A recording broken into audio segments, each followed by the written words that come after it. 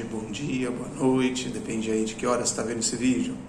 Sou o pastor Gustavo, nós estamos aqui nessa caminhada. Se você nos acompanha já por vídeos anteriores, nós estamos na caminhada no livro de Salmos. E na última semana nós postamos um vídeo sobre o Salmo 23, e esse salmo agora é no Salmo de número 24. Nós vamos seguir esse estudo aí no livro de Salmos. E eu quero te convidar a se inscrever no canal, se você ainda não é inscrito, a compartilhar esse vídeo e outros vídeos aqui do canal, nessa série de estudar o livro de Salmos e compreender um pouco melhor a literatura do livro de Salmos. Bom, o Salmo 24, assim como o Salmo 23 e 22, a gente já viu, escrito pelo rei Davi. Então nós temos aí as penas de Davi escrevendo sobre aquilo que Deus havia colocado em sua mente e em seu coração. E agora no Salmo 24, nós vamos ler o Salmo, e aí conforme nós estivermos lendo, eu quero pontuar algumas coisas com você. Salmo 24 diz assim: ao Senhor pertence a terra, e tudo o que nela se contém, o mundo e os que nele habitam. Fundou-a ele sobre os mares, e sobre as correntes a estabeleceu. Então no versículo 1 e 2, nós temos aí o governo de Deus. Puxa, muita gente hoje achando que governa a si mesmo, governa o mundo ao seu redor, governa as circunstâncias do país, mas o que o texto nos diz é que o governo da terra pertence àquele que criou todas as coisas, aquele que sustenta a terra, aquele que regeu as leis que governam este mundo onde nós estamos. Então a ênfase nos dois primeiros versículos está a quem pertence tudo o que existe. Já parou para pensar nisso? A quem você pertence? A quem a sua vida deve dar honra, glórias e louvor? Não é a si mesmo. Não são as pessoas ao seu redor. Não é tentar tirar do lábios de outro cenas, palavras que possam engrandecer a você, mas é viver para a glória do Deus que é dono de todas as coisas. Interessante isso, né? Nós vivemos num período de pessoas muito vaidosas, e nesse mundo de vaidade nós queremos os holofotes. Nós queremos o reconhecimento por aquilo que fazemos. Reconhecer a qualidade de pessoas em si mesmo não é ruim, né? Ter pessoas habilidosas naquilo que ela faz e desempenha não é ruim. Reconhecer o dom e o talento de uma pessoa em si mesmo não é ruim. E não é adorar a pessoa ou idolatrar a pessoa. O problema é quando nós encontramos essas qualidades, dons e talentos, um fim em si mesmo. E ao invés de rendermos glórias ao Deus Criador, que capacita os homens com esses dons e talentos, roubamos de Deus essa glória, ou usurpamos de Deus essa glória.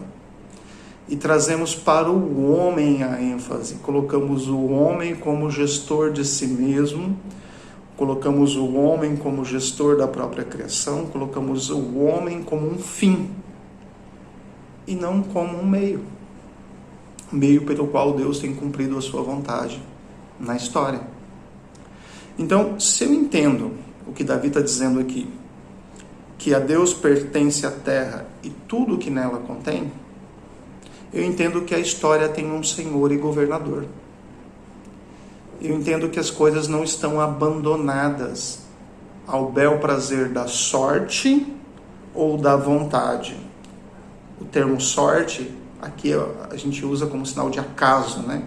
As coisas aconteceram, foi uma sorte, foi um acaso. Não é essa a linguagem bíblica. Não é sorte e acaso. É propósito. Propósito do Redentor que governa todas as coisas para a sua própria glória. Quando nós vamos ler agora o versículo 3, olha que interessante. Quando nós lemos isso daqui a partir da perspectiva da vaidade, nós temos a impressão de que isso é sobre mim, de que isso é sobre você. de que isso é sobre nós. Mas não é sobre isso. O versículo 13 diz assim: quem subirá ao monte do Senhor e quem há de permanecer no seu santo lugar? O que é limpo de mãos e puro de coração, que não entrega a sua alma à falsidade, nem jura dolosamente. Este obterá do Senhor a bênção e a justiça do Deus da sua salvação.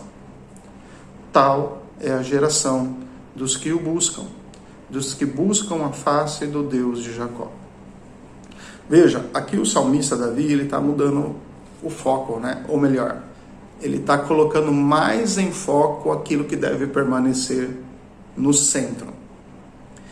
Quem é, como diz Davi no Salmo 24, quem é esse que é limpo de mão e puro de coração? Limpo de mãos limpas, que não praticou a injustiça, que viveu de forma perfeita e agradou o seu Pai, sem transgredir nenhum dos seus princípios, mas cumpriu a sua vontade até o fim. Seria Adão? Será que Adão fez isso? Será você, eu? Será que nós fizemos isso? Ou será que isso está falando de um personagem da história da salvação que é central, que é o Verbo de Deus encarnado? Será que isso está falando de Jesus? E a minha visão é de que sim. Aquele que é limpo de mãos e puro de coração está falando do nosso Senhor e Redentor. Está falando sobre aquele que pode ter um acesso direto ao qual o pecado roubou de nós.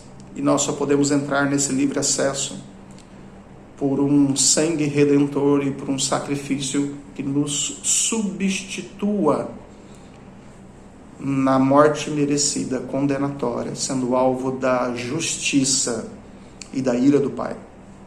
Nele os nossos pecados foram cobrados. Nele os nossos pecados foram definitivamente pagos. Nele a nossa vergonha de rebelião e de rebeldia ao Pai foi escancarado no madeiro. Ele tomou sobre si a nossa maldição. Engraçado que provavelmente esse Salmo 24 foi escrito em um período de muito júbilo e alegria. Se a cena aqui é a cena de Crônicas, capítulo 15, no capítulo 13 havia uma vergonha, a vergonha de ter feito a tentativa de trazer a Arca da Aliança para Israel, para o monte do Senhor, da forma como Deus não estabeleceu. Fazer as coisas certas pelos meios errados. Muitos de nós nos pegamos fazendo isso, na verdade. Queremos fazer o que é certo, mas usamos os meios errados para isso. E isso aconteceu com Davi. Usava e tentar pôr a mão ali no carro de boi para parar a arca, e ele morre ali imediatamente. Aquilo desperta temor, grande temor, sobre essa manifestação da ira de Deus. Agora no capítulo 15, a arca está ali na casa de Obed-edom e Davi resolve trazê-la para o monte do Senhor, mas agora observando todos os princípios que Deus havia estabelecido para trazer a arca. As pessoas certas, da forma certa, com santidade, com reverência e com temor diante de Deus.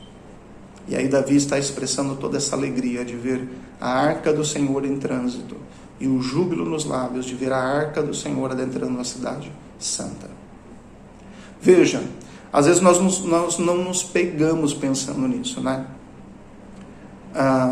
Jesus fez o que era certo, do jeito certo, da forma certa, plenamente correto, não transgredindo nenhum princípio. Ele agrada perfeitamente a vontade do Pai que ele deveria cumprir, o qual ele veio para cumprir. Aí eu quero te fazer uma pergunta com relação a esse Salmo de número 24. Hoje, eu e você, que estamos em Cristo, que nascemos de novo, as nossas mãos foram purificadas, o nosso coração foi limpo. Mas isso você percebe que não é de nós mesmos? Isso nós recebemos como dádiva, é fruto da graça. Nós não merecíamos, mas tivemos mãos limpas. Nós não merecíamos, mas tivemos coração purificado. E tudo isso porque recebemos esse benefício em Cristo. Isso foi nos dado gratuitamente na pessoa de Jesus. E aí eu posso agora, não por causa de mim mesmo, mas por causa daquele que me representou diante do Pai. Aquele que abriu um livre caminho para que eu entre à presença do Deus Pai. Aquele que venceu a morte, que escancarou a sentença do pecado e apagou plenamente no madeiro. É disso que nós estamos falando. É a alegria daqueles que portam no coração a presença de Deus selado pelo Espírito Santo. Assim como a arca estava entrando em Israel como demonstração da presença de Deus, e o povo fazendo isso em temor e reverência. Então, esse mesmo temor e reverência na vida cristã é o que nós chamamos de santidade. Esse mesmo temor com a presença de Deus deve despertar em nós hoje, que não tem uma arca exterior para transportar a um lugar santo. Nós devemos olhar para nós, testemunhas do que Deus fez interno no coração, transformando-nos de dentro para fora, olhar para esta presença de Deus graciosa, do qual nós não merecemos, olhar para isso e ter temor e reverência e vida santa diante de Deus. Buscar, além de uma sentença de santidade diante ao tribunal de Deus, buscar ter uma vida reta, santa e justa diante de Deus, nos apartando do pecado e nos aproximando cada vez mais de uma vida correta diante daquilo que Deus estabeleceu.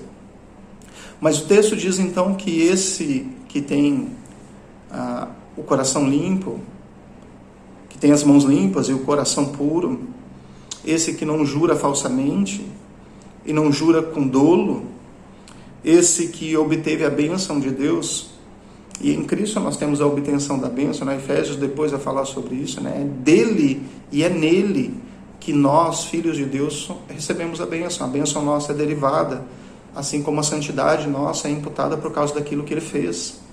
Olha que interessante.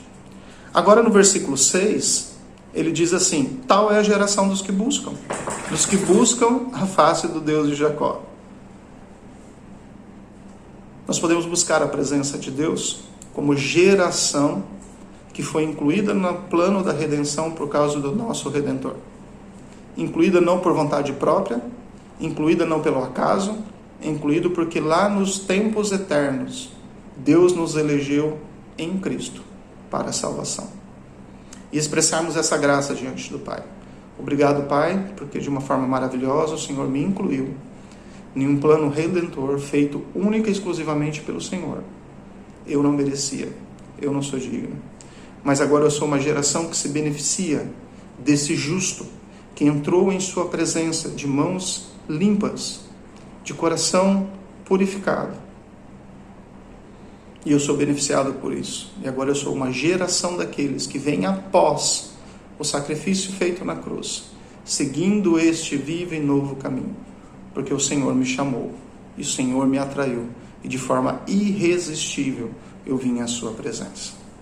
Bom, o versículo 7 então vai falar desse rei, ele volta novamente a falar desse rei, como rei e governador, que agora precisa ou deve ser reconhecido por aqueles que foram alcançados por ele. Nós vimos aqui no versículo 6, nós recebemos uma graça de sermos uma geração que vem após a cruz, e uma geração daqueles que foram incluídos no sacrifício da cruz, que temos a plena revelação escrita nas nossas mãos, a Bíblia Sagrada, e é nela que pautamos a nossa regra de fé e prática para a conduta da nossa vida pessoal, em santidade, em um viver santo diante de um Deus que é plenamente santo. Mas agora ele começa a dar aspectos desse rei e o reconhecimento desse rei diante dos seus súditos. E aí no versículo 7 ele diz assim: levantai, ó portas, as vossas cabeças, levantai-vos, ó portais eternos, para que entre o Rei da Glória. O que nós temos aqui agora é o reconhecimento daqueles que foram alcançados, essa geração mencionada no versículo 6, daqueles que buscam a Deus, que tiveram seus olhos abertos e mente transformada. Agora eles tributam honra e glória a esse rei. E tanto na terra como nos céus, as portas se abrem para receber esse Senhor que estende o seu domínio nos céus e na terra. O seu reino, que é um reino eterno. E no versículo de número 8, o salmista diz assim: quem é o Rei da Glória? Escreve aí no comentário aí. Quem é o Rei da Glória? Deixa aí o seu comentário. Quem é esse Senhor que te alcançou? Quem é esse Senhor que, morto como Cordeiro de Deus, que veio ao mundo para tirar os nossos pecados? Quem é esse Cordeiro digno de honra, glória e louvor? Quem é Ele? A quem nós devemos tributar honra e glória, a honra e glória devida ao seu santo nome. E aí o salmista mesmo responde. Ele diz assim: o Senhor forte e poderoso, o Senhor poderoso nas batalhas. Veja, a perspectiva do salmista é de um Deus forte e poderoso. E eu queria comparar isso com a visão de Deus que nós temos nos nossos dias. Nós temos a visão de um Deus fraco. Nós alimentamos a visão de um Deus limitado. Nós alimentamos a visão de um Deus que depende de mim e ao qual eu posso dominar a sua forma de agir e que eu posso decretar o que ele deve fazer ou não. Isso não é verdade. O Deus das Escrituras não é esse Deus que muitos apresentam por aí. O Deus das Escrituras é esse Senhor forte e poderoso.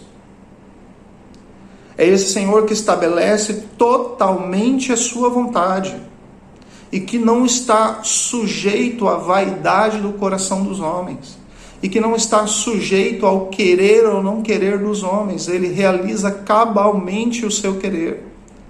Ele é forte e poderoso para estabelecer aquilo que ele decretou em tempos eternos e para fazer com que esse decreto se desenrole no tempo e na história.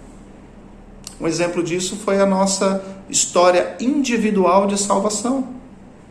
A nossa história individual de salvação teve um dia, uma hora, um determinado momento que marcou a nossa vida, uma transformação genuína, um encontro verdadeiro. Antes de ouvidos tapados e olhos fechados, nós ouvíamos algumas verdades e éramos ignorantes a essa verdade, não podíamos ter nenhuma reação positiva em relação a isso.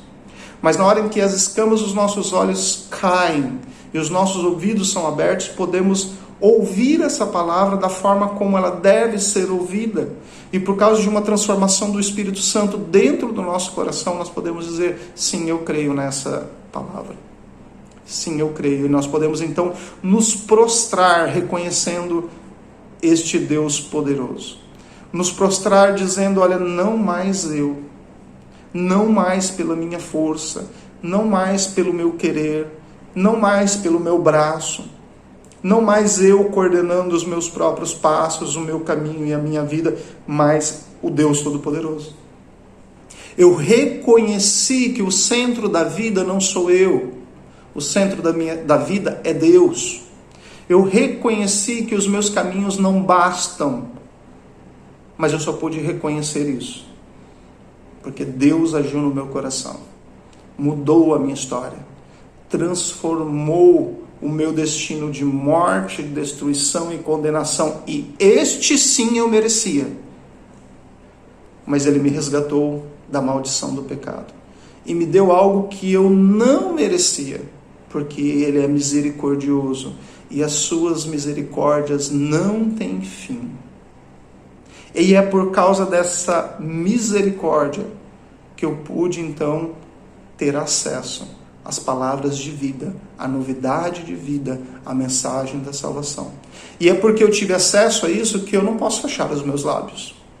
É porque eu conheci um Deus poderoso que se assenta no trono e que governa todas as coisas conforme o seu propósito, que eu me levanto, que eu vou à sua santa presença, que eu o adoro, que eu o glorifico e que eu o coloco como centro da minha vida, como centro das minhas ações, como centro do meu realizar. É por isso que eu me levanto pela manhã e eu dobro os meus joelhos e oro. É por isso que eu tenho temor em tomar algumas decisões da minha vida, porque eu não quero tomar as minhas decisões balizado em meus próprios interesses, mas eu quero que cada decisão minha espelhe os princípios das verdades eternas de Deus, que Ele fez para que nós possamos andar nela.